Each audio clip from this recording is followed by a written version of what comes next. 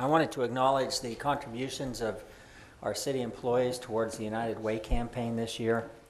I think they did a fantastic job in support of our fellow community members. We raised about $106,000 from our employee group, and we had about 42% participation in the fundraising. So I was really proud of that effort and the outcome of it.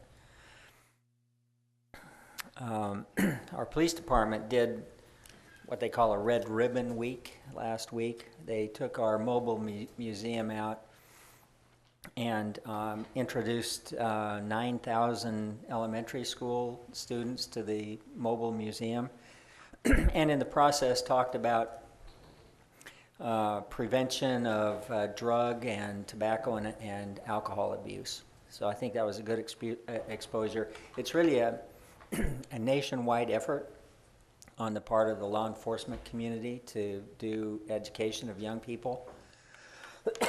And excuse me, our police department participated very well in that activity. There is an organization nationally called the I forget the exact name of it, but it's an organization that supports use of technology in cities, and they have an organization, a part of that, that's called Digital Cities. The city of Corpus Christi was recognized as a leader in the use of technology in our municipal operations. They look at all the cities in the United States. They break them down by population categories. Of course, because of our size, we're in the highest category, which I think is 250,000 and higher. So we're kind of at the bottom end of the high category. But we rank number 5 in the nation in terms of our capacity, our use, and promotion of technology in our operations. And this year's focus was largely on transparency in local government, and we excelled at using technology for increased transparency to the community. So I wanted to recognize our computer folks, and they've just done a great job and are getting some national attention for the work that they're doing. I wanted to turn some time to Gus Gonzalez, who is going to review the city, if we have time. Sure. Can we do it now? You need more than 5 minutes, Gus? No, ma'am. Okay. Okay, Gus, you're on. Good morning, Mayor, members of council. I'd like to just give an overview of the city performance reporting for the water department. If you want to just slow down a little bit, I know that we said 5 minutes, but if we go a couple of minutes, we'll be all right, okay, because this is a very important report that you're about to give. Okay. You should see on the websites that we all have access to the website and our department reports. The baseline information, as you can see from over the fiscal years, we've maintained relatively flat. I think this year we're projected to bump up a little bit higher, just simply because of the growth and what the Eagle Ford Shale play has been doing.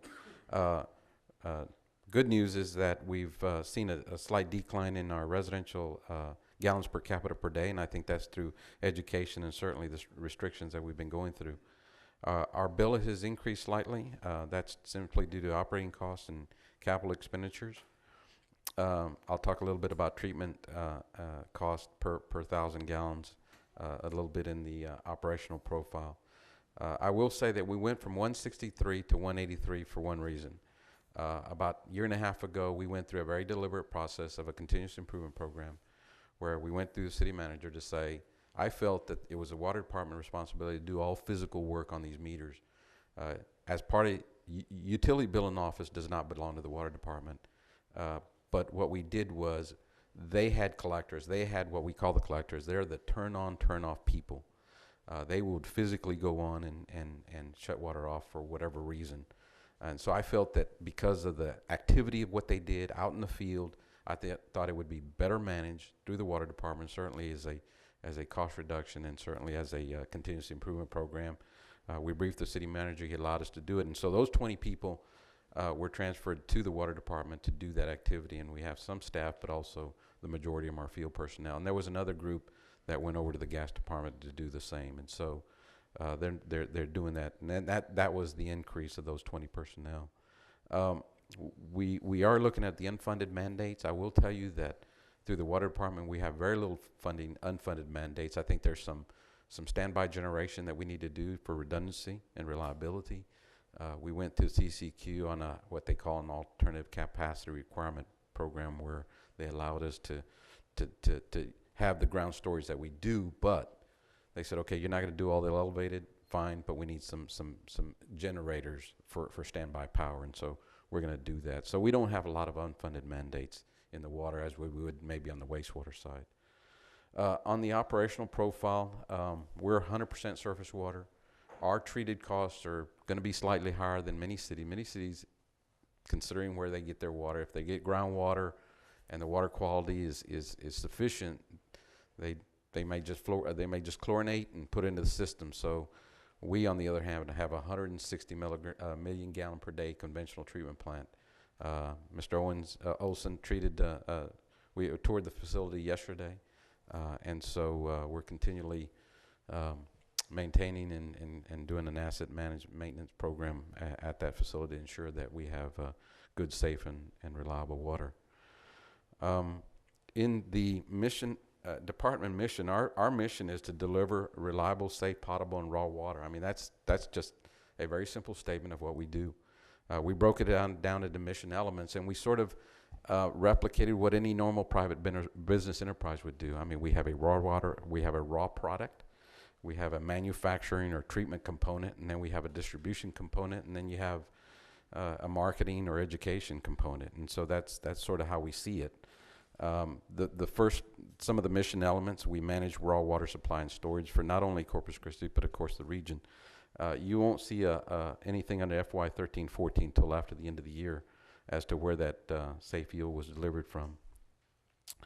We undertreated water to improve redundancy and process controls. I have what we call a morning report. All this data that you see is coming from our asset management system. It's what we call Maximo, and so it just automatically populates the CPR, as you know.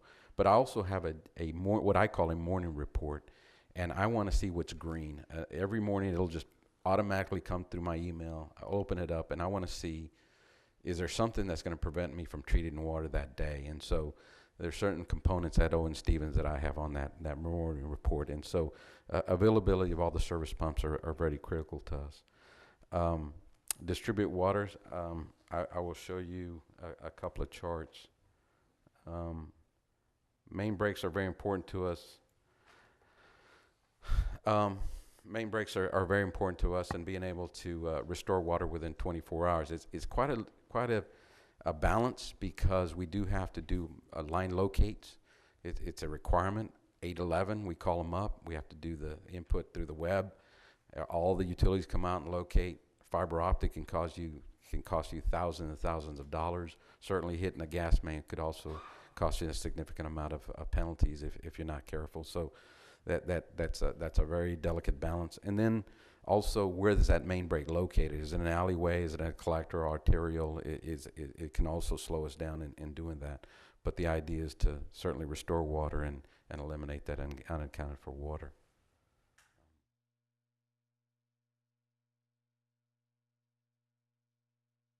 Another important component that we've really put a deliberate process or implementation program is water quality. We have a very our staff, we just no longer operate a laboratory, but we offer a water quality control program that instead of taking just snapshots, we actually trend all our chlorine residuals, Landlear's index, and a lot of other things, and dirty water quality complaints, so that we can trend it, we can see it. It's important that we respond to any dirty water calls, yellow water calls, those type of things. Low residuals, if all our flushers are out and flushing, there's a low residual in the system, which is above and beyond what maybe the state would require. we'll certainly dispatch a flusher out there to see what may be going on. So that's extremely important to us, is ensuring that we have a good, solid water quality program going.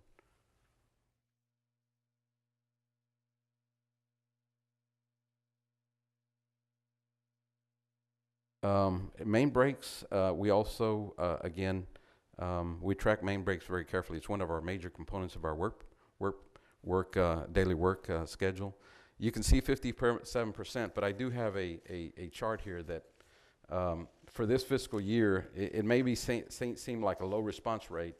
I'm looking at a first response rate of about 1.47 hours per the break. And so while it may seem low, we're trying to incorporate Maximo to be able to, so that individual gets to that site, he has a work pad that he can hit it and certainly track that very in real time and certainly get better data. But our target goal is 1 hour. We're running 1.47 hours on average.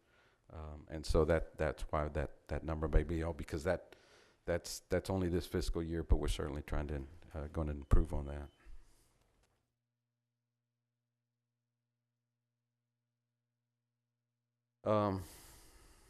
And so here's the number of complaints also. The number of complaints of water quality. You can see a significant decline over the last couple of years. We respond to them. Many times we'll respond, and then all of a sudden they'll call us back and say, no, I'm okay. I don't have any problems. Or sometimes it doesn't exist when we get there. So and so I think we've got a handle on it. I will say that 5 years ago, when we went into that unfortunate boil order incident, we went through a very solid deliberate flushing program, and I can tell you in my opinion that we've significantly improved the health of the system. Where we used to get 80, 90 dirty water calls a week, if I get 1 or 2 a week, it's too many. And so which is a good news story. With that, I can offer and answer any questions that you may have about Sure. our CPR. Mr. Olson? I just wanted to offer some additional kudos to Gus and to the water department. He mentioned that we were out at the O.N. Stevens treatment plant yesterday. We're actually in the process of doing a walkthrough inspection of all of our wastewater treatment plants. While I was at the plant yesterday, the O.N. Stevens plant, I was tremendously impressed. I was out there, I might have been a year and a half, might have been 2 years ago. About 2 years ago, I did a walkthrough, and I was negatively impressed by what I saw. The plant had not had the appropriate attention and maintenance that, I'm not an expert in the area, but it doesn't take an expert to walk through and see things that need to be done. And I saw a lot of things, a lot of maintenance issues that needed to be taken care of. When I walked through yesterday, they had taken care of everyone that I had previously seen, and a lot more. The work that they've done at the O.N. Stevens plant is worthy of particular note, because they have done a tremendous job in bringing that plant into a condition that we can actually be proud of. And the transformation over a 2-year period is phenomenal. So I just want to acknowledge the great work that they've done, and just say how proud I am of everything they've accomplished in that 2-year period. Thank you. Mr. Scott?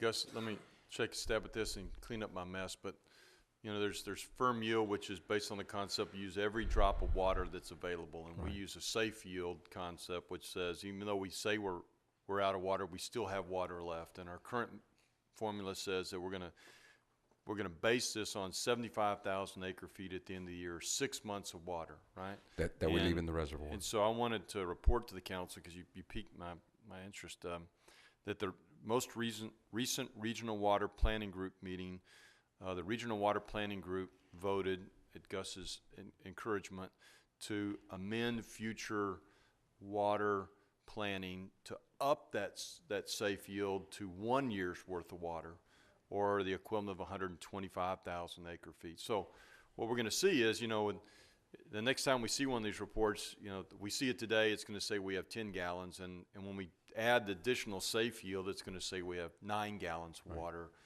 So just be aware that we think that's good planning, you know, that we need to be planning that says worst case scenario, we still have a year's worth of water, and so that's all coming down the line. Correct. Thank you. Yes. Thank you, Mr. Scott. Ms. McIntyre? Thank you.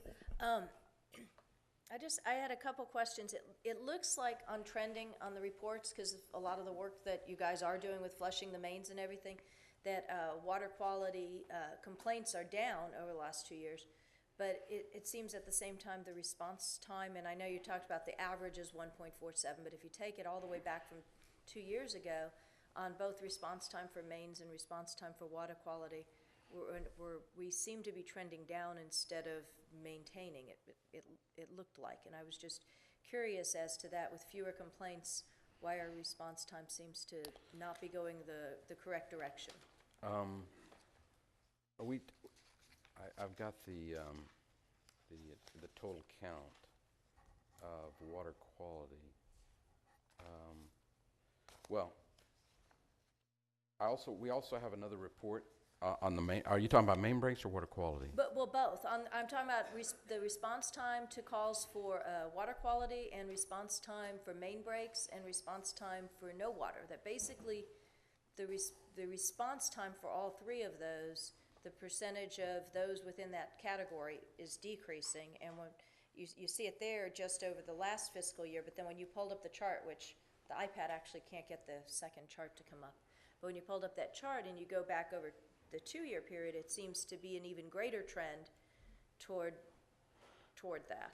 Where you look at where we were in 2011, around 80% a lot of the time, 70 to 80%, and now 2012, we're consistently under 70%, and it looked like all three of those charts were kind of in that same general vicinity, even though we're trending down on the number of complaints. Our response time seems to be getting worse. The fiscal 13-14 is current year to date, and so it doesn't capture the entire fiscal year. It is a running average. What we need to go back and sort of dwell a little bit deeper into the data as far as how many main breaks are we running? If the workload is increased and staff is decreased, and so my response times are going to go down a little bit. And then when do they occur? Do they occur, at 1 o'clock on Saturday morning, for instance? And so we've sort of got to drill down in some of that data to exactly understand how that might compare. Can we look at that just to see if there's a problem that's indicated versus the nature of having a break at 1 a.m. or things like that? Sure, absolutely. Yeah, absolutely, yes, ma'am. Thank you.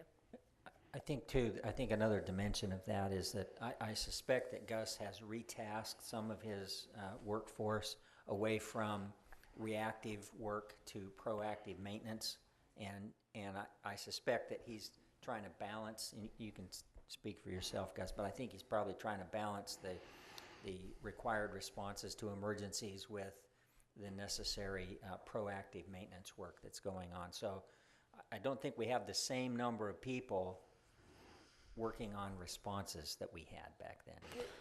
Which is obviously reflected in our better water quality and fewer breaks, which is great. So I wonder then if that's the case, and if we're making that purposeful choice, do we want to change the metric of a successful emergency response so that we're actually reflecting what we want it to be? Good question. We can certainly look at the data, Ms. McIntyre, and certainly, again, as to the difficulty of those main breaks, where they might have occurred. We have a wet season, dry season, the main breaks go up, looking at staffing levels, and maybe we need to add some more metrics in there. Thank you. Yes, ma'am. Ms. Leal? Well, I want to commend you for the great work that the Water Department is doing. I know that we have lessened or gotten a better response time to the problems that are out there with water leaks and etc. But I just want to say that a lot of this has been done with less staffing, and I think that you're doing a great job getting your people to be out there to respond to our citizens when they're having water problems. The other thing that I also want to commend you for is the fact that you're bringing the meter readers, I'm going to say, and the servicemen that turn off and on the water. For years, they have been actually not been under the water department, which they always should have been. And because I think that also has contributed to the success of the water department. So thank you very much. Thank you, Ms. Hill. For noticing that, and to you too, Ron. I want to thank you for that too. Ms. Riojas? Yes, I appreciate this report, and I'll be brief so we can get to public comment. But my comment is on the last bullet item of the conduct water education and promote conservation. I know that staff is putting together some information regarding conservation and some of the best practices that are used around the state. Can I also, as part of that, Ron or Gus, get what other communities target of consumption is? I guess here our goal is to reduce total water consumption by 1% annually. I'm just trying to kind of get a benchmark of where other communities across the state are on what their reduction measures are, or conservation measures, and what their target goal is, so that we can have a conversation about that as well as part of that overall plan. We won't include it in. Right. Okay, thanks. Absolutely, and we can do that. We're doing a couple of two things. One is looking at best practices and try to, through the budget process, see how we can add money to the budget. We want to treat each of these programs as if we're adding water to the system and see what that rate of return is on a new acre foot of water, because that's what it is. And so if we look at it that way, maybe we can have a chance of budgeting some money to adopt some of these programs. I mean, one of the programs that certainly we're plagiarizing from San Antonio is maybe hiring some of the master gardeners to teach and educate other. They get paid based on the student and how to best irrigate. So absolutely, we want to be very proactive this year. Okay, thanks. Mr. Loeb? I wanted to add two things. I know I was on Planning Commission when we went through the Boyle issue, and we started the flushing program, and I know that is a very labor-intensive program. And so I just want to encourage you that I know we've tried to make some capital improvements and automate some of that flushing, but if there's more to do there, please let us know, because I think my recollection was it was a huge portion of the staff had to go and then start doing water flushing. And so if we can make some capital improvements and changes to automate those, or loop lines, that I know we got through a lot of the easy ones, but any more that we can do on that, so you can get more of your staff back to do maintenance and to do reactive work, I think would be beneficial. On the conservation stuff, I agree with Lillian, and I think also we have to, when we market those programs and things to do, we need to personalize them a little bit more. We need to not just have examples from across the state, but examples of people and businesses here and what they're doing and how they are able to lower their water use. Because I think when people see their neighbors doing it, then it's a little bit easier for each of us to change the culture and our behavior to make those changes ourselves. And I know that there's been a lot of work on some of our industrial customers on lowering their water use. And individuals, you know, I heard a story about a lady who waters her garden by every morning when she gets in the shower. She takes 2 milk jugs, and she knows that if she fills up those 2 milk jugs, that is the cold water that comes out before her shower gets hot. And so she takes those and sets them on her sink, and then she takes her hot shower, and then she uses that to water her garden. And so, you know, there's a lot of things that are simple things that people do that I maybe like good. that. Yeah, we need to highlight those things. that I think if we highlight them, then it's okay. That's something that somebody can do. That's, you know, doesn't require $1,000 in changes or improvements to your house. I mean, there are lots of things that each of us can do, and I think we just need to start telling those stories more on a specific circumstance than on a general. I think we all know that we need to conserve. I think we just need specific things that each of us can do in our daily lives that conserve water. So thank you, though. Yes, Appreciate the yes, sir. report. Yeah, hot water heater boosters as well. we're going to move here to public comment here, but I want to recognize very quickly is you're only going to be as good as the data you receive to put it to work.